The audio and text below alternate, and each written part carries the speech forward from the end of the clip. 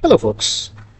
In this podcast, I want to talk about the relationship between the sound of money and sound of mind. If you are hearing from me for the first time, I'm Mike Anand. I'm a innovator, a fund manager, a geoeconomic strategist, and an author and a speaker. I enjoy innovation. I enjoy helping other businesses, including startup companies, and I enjoy giving the return on investment for my investors through executing more impactful and value-oriented projects around the globe. Most importantly, I enjoy life to the fullest as a holistic entity.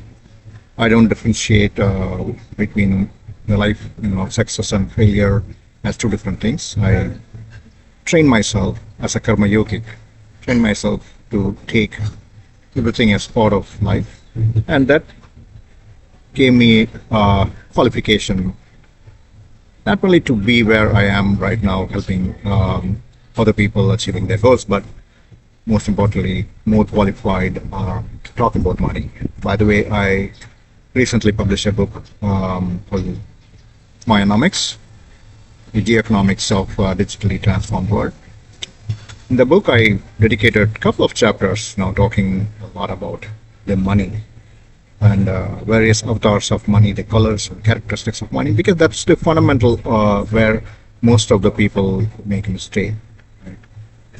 So in this podcast, I really want to cover that aspect of it. Basically, the sound of money comes from the sound of mind itself. Let's get into the podcast. If you have been following me for many years by now, you know very well I'm more spiritual than religious. I'm not religious at all. I'm a very spiritual guy. I approach life through spiritualism. That doesn't mean I stay only at the philosophical level. I do approach life as a cycle between philosophy, theory, practicality as a feedback loop. I have created a framework called PTP framework for 25 years ago, which reflected what I just said. So it's a cycle where iteration happens between each one of these steps. So every philosophy leads to many theories, and each one of these theories can be explained practically in one or many ways, or can be implemented practically in one or many ways. And each one of these practical implementations lead to more philosophies, and the cycle goes on. Having said that, I wanted to start from that footnote. Life, from the spiritual perspective, we are all part of the overall, cosmic world. We are driven by cosmic energy. That's for sure. We feel very different every day based on what happens around us.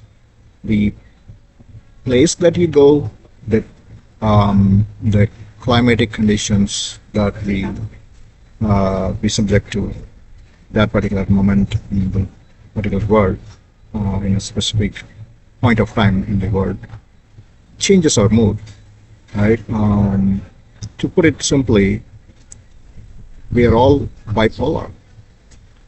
I know we try to, kind of a corner only few people as bipolar disorder people, but most of the human are bipolar in nature. It just only is for some people, balance between the neuromin and dopamine doesn't exist naturally based on many physical and psychological factors. That leads to all this stupid ADHD kind of things people keep talking about. So many people are falling into the trap of ADHD nonsense. Why do I call that as nonsense? Because you don't have to name names, all these things. It's just a simple disorder, right? Everybody lives with the disorders, and you just have to learn how to live with that. It's just a kind of a disability, right? You don't whine about it. It's a burden you carry, and then you achieve things in spite of it. That should be your motivation, and in a way, most of your money problem will be solved if you have that attitude and you carry on that attitude in your life on a daily basis. Coming back to the money, right? Um, I explain money, financials, and everything through the art of karma yoga. Those who had watched my previous Mayanas uh, podcast, you would by now got introduced to the art of karma yoga. I highly encourage you guys to go back and watch my previous podcast on karma yoga. So karma yoga in a nutshell is, you focus on doing your activities and without expecting or without focusing on the benefits. Basically, focus on the actions and defocus on the benefits. Defocusing on someone. I know some critics, always try to find mistake in such things as, oh, you are trying to they talk communal, like, oh, you wanted to enjoy the fruit of labor of other people, or everybody must enjoy their own fruit of their labor, right? I'm not against people enjoying the fruit of labor. In fact, I do support people enjoying the fruit of labor. It's just simply you don't focus on the fruit of labor. The fruit of labor will happen automatically. It will come to you if you sincerely focus on the job. This is for people. Karma yoga is for people who focus too much on the benefit, on the process. They lose focus on the target. And if you don't understand it, take a hike. This is not for you, right? You can come with all the philosophies in the world and try to prove that everybody must get the fruit of labor. And first of all, not everybody must get a fruit of labor, right?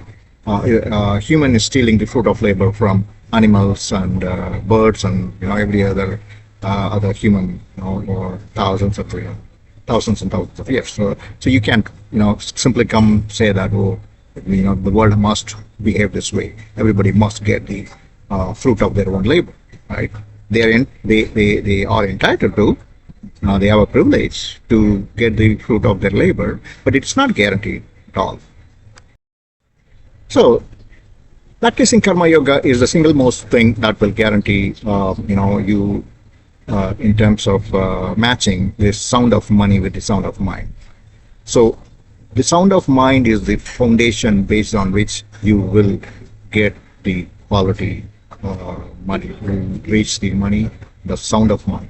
Why do we call sound of money instead of money? Because money has various avatars, it has various colors, various characteristics. Although we always try to see money as a currency printed by governments. I have written articles about this, and I also wrote extensively about it, discuss about it in my book, My Economics. Basically, currency is not equal to money. Currency is printed by governments, that's true.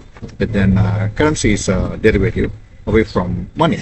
Of course, it controls money creation, but then money itself is not currency. There are at least 10 different avatars of money, which you can go and read the article that I published about it. I'm planning to, dedicate one podcast episode as well as article for each one of these avatars of money. But money is, coming back to this, money is created in various means, so not necessarily the currency. And then asset is, different from money, and many people get confused between asset and money.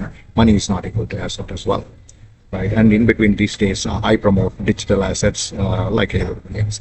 I extensively work on tokenized funds and digital assets and ETFs as a not just only as a fund manager, but as a geoeconomic strategist. I help companies, clients in terms of achieving their wealth through taking advantage of the digitally transformed world.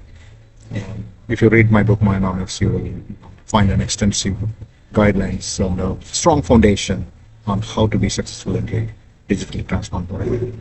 So money money has many avatars, and in order to create each one of these money, the soundness of money will determine whether the money is going to stay with you or going to leave, whether it has a transitory behavior or it has a permanent behavior, right? That's why I call sound of money.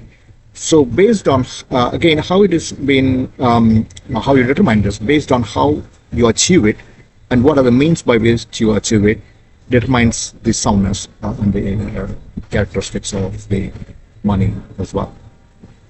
So usually money is, you make money uh, based on the decisions that you make in life. So every decision you make in life will lead to creation of money and being handed over to you, right? Why I say creation? Because money gets created.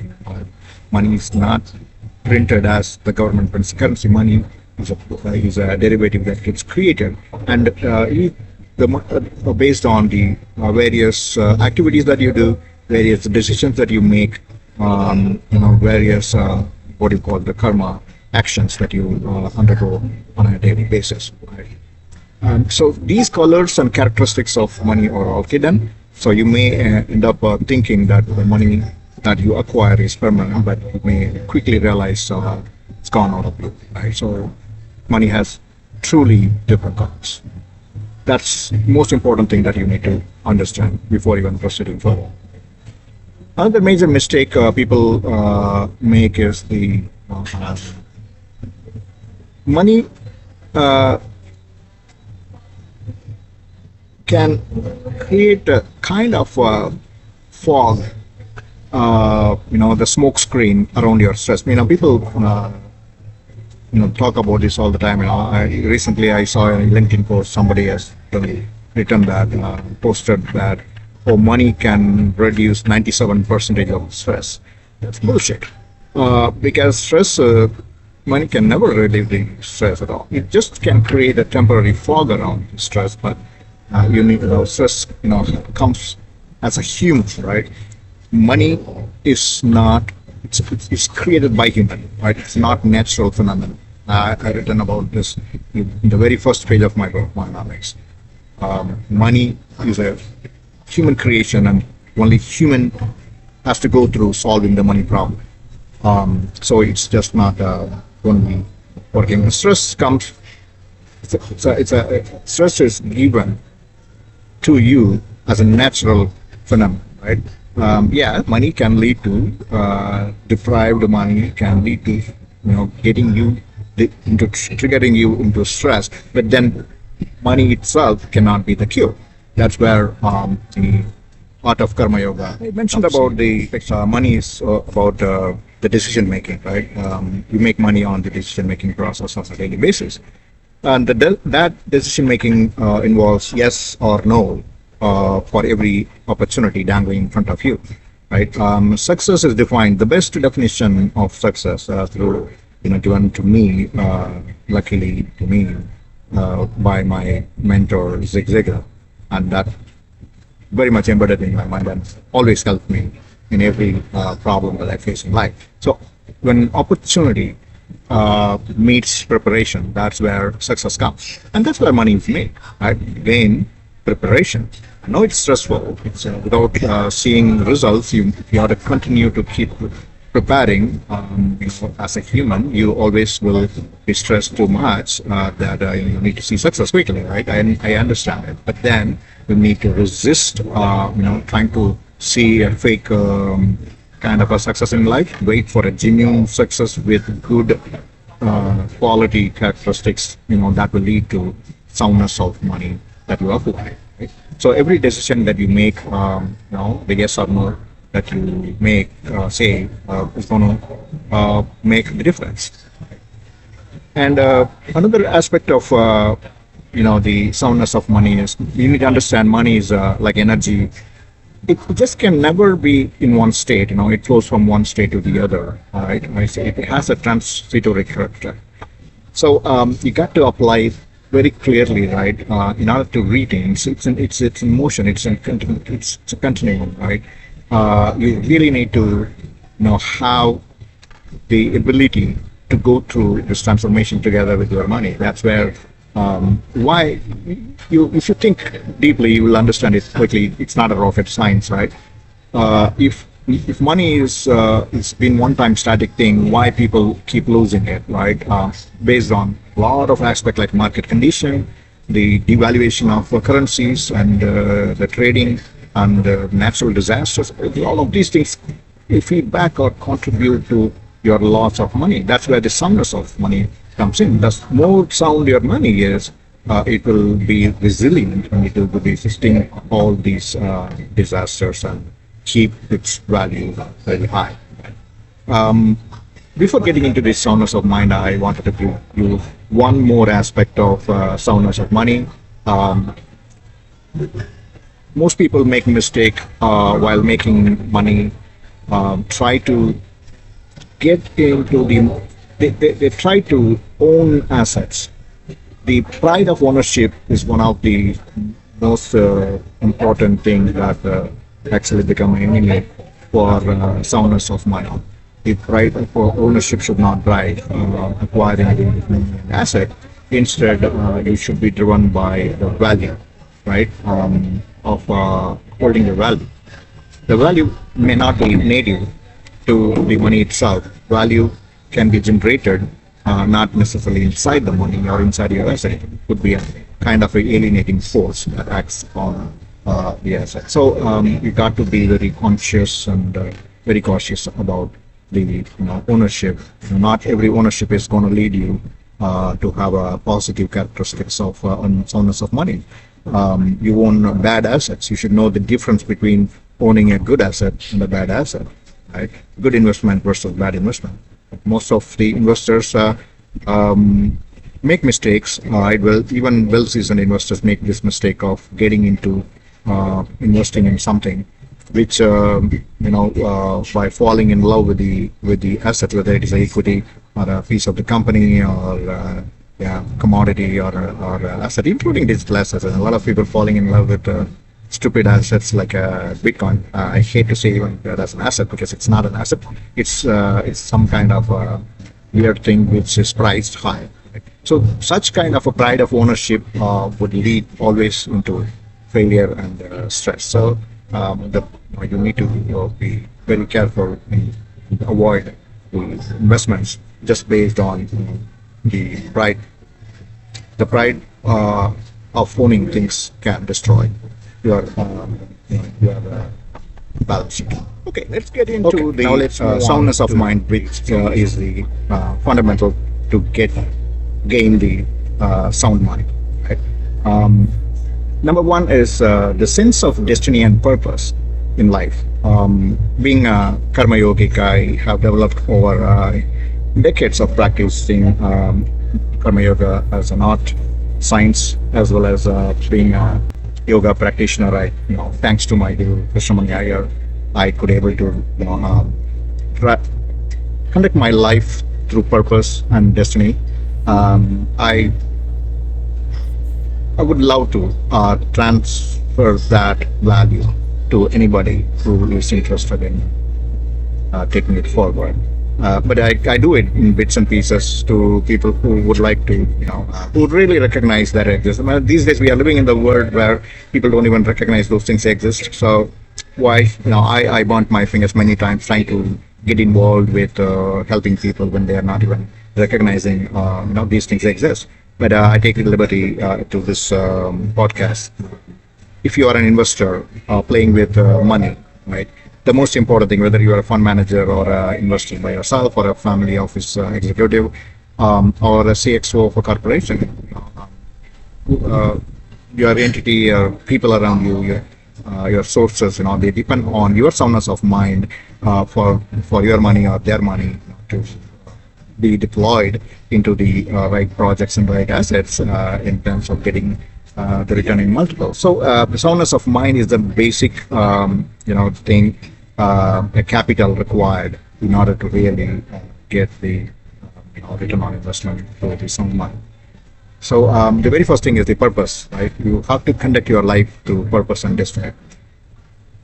The problem with soundness of mind is the measure, right? Soundness of money can be measured by money terms, right? The commercial terms. But then how do you really measure the soundness of mind? That measurement, this is the problem, right? The measurement of soundness of money is based on external factors around you. Okay, what are the things that you get involved? Your karma, your actions out of external to you. That's the most important thing you should understand, and you should conduct yourself in each and every activity through integrity, with a purpose, and recognizing the over 7 billion people live in this planet, and the animals and birds and everybody is part of the ecosystem, and you should not be nuisance to other living and non-living beings. Right? That's a very important thing. That leads to another major characteristic is the guilt-free life is most important thing. To be the sound of mind comes through guilt-free. Everyday basis, you should have guilt-free. That guilt could be based on your own actions, or somebody else is giving you the feeling of guilt. And it's the second case mostly. Right? People try to stamp you for who what they wanted to describe. Everybody lives in story. They wanted to create their own narratives and stories, and they wanted to make you as a villain, and that would make you to be that would make you as feel guilty, right? But that guilty consciousness has you need to get rid of it. How? By removing those negatives. If it is based on your own deed, do something about it to get rid of it. Live where one thing is for sure: soundness of mind cannot happen if you live with the feeling of guilt. The next aspect is being worth to living your life based on being worth to somebody else, right? Um, if you are, as Mr. Ziegler says, if you are somebody to anybody, you are somebody. Means, are you worth? Is your life worth to somebody other than you? Your family, small circle. Usually, most of the people are good in that. But then, other than the family, are you worth to somebody else, right? Some being, not just only human, but also an animal. So that worth to somebody or something is the most important feeling, which will give you this soundness of mind. And the next thing is a feeling of accomplishment. Every human is, we are all designed to be successful. We are engineered to be successful, and it's a basic unit of our life is work. There are two basic units in life: love and work. Right? We need both, and your soundness of mind can be disturbed based on these two aspects. Work means you got to continue to do something, accomplish something on a daily basis, weekly basis, or monthly basis. Right? That feeling has to be there always. Right? Either there can be many ways based on which stage of life you are in, who you are, whether you are an investor, whether it's an entrepreneur, or you are working as a company in a key role. It doesn't matter. You need to continue to accomplish every day, accomplish results, right? Fruitful results, not just money as a fruit, but accomplishment itself. And the next thing is I included love, right? Love happens to every human. It has to be love shared with other people and love taken from other people. Both love has to be there. Love would just not only love in the sense of your partner in sexual life, but love in general, right? Has many avatars, right? Your love to your other human being, loving the co-workers, fall in love with animals and birds, and every other form of love, right? You got to have the feeling of love. If you are deprived of feeling of life, got to do something. The next thing is the dignity, right? This is pretty much same like guilt. The dignity is is a basic human nature. You would love to be dignified always, right? You crave for dignity. Can you resist it? No, you can't resist it. You have to you have to understand that dignity is a basic human nature, and you have to do something about acquiring dignity, and also to protect it from being vanished. And other people around you, whether not necessarily your enemies, but also the friends and circle, might wanted to take away that dignity from you, and you got to be very artistic, tactful, handling it. The next characteristic of soundness of mind is a sense of freedom and security. The freedom and security, they are two different things, but kind of they feed to each other. So free mind can think more freely and come with creative ideas, and that will lead to acquiring wealth and make a proper decision in your, that would lead to soundness of mind. So mostly the soundness of money in every investment that you make, the your mind, if your mind is very free with with a senseful uh, sense of security, you will be able to think clearly, and every investment that you make or decision that you make with these investments will be fantastic. Then another most important thing is the life has to be approached as a continuum. Like I define money as a continuum. Life itself is a continuum. You can't, approach life as a discrete, right? It is a continuum. That means you have to learn to enjoy the journey, the transformational journey, right? Don't look for only the destination, right? That's the problem. Most of the people lose their mind and live a stressful life, which will lead them to making wrong decisions and wrong investments in life. So approach life as a journey and enjoy the beauty of the journey overall. Uh, it just the most important thing, other than this, the feeling of gratitude, which I usually keep it at the highest level of human need or nature. The characteristic that humans should live by is the gratitude. Never lose the feeling of gratitude, because it's a fantastic feeling if you are grateful to somebody or something, or even grateful to God. Right? Any kind of a feeling of gratitude will always lead to a soundness of mind. So be grateful, even if you missed, to cultivate this habit. Start doing it now. So make a list of people who helped you throughout your life. I do have the list, right? I call it as a wall of gratitude, as directed by my mentor Zig Ziglar. I follow it for the past 25 years. I always add new people into it. I never remove anybody from the wall of gratitude. So feeling of gratitude is a very important thing to have a soundness of mind. And another aspect is resolving the conflict between the progressiveness and stability, right? Humans kind of have both. Now we wanted to have a stable life. The like nesters and hunters. We kind of have both qualities embedded. And now the conflict between these two, the hunting and the nesting, right, has to be resolved. One thing for sure, you've got to be progressive, because life is a continuum and it keeps expanding. In order to be stable in your level, you have to be progressive anyway, right? So the positive progressiveness has to be there, and if you wanted to build a sense of stability and security, you probably have to make certain decisions and keep certain level of expectations in your life, through a well-designed, architected framework for your life. That will give you a sense of both progression and stability. So these are the aspects, that will give you a good sense of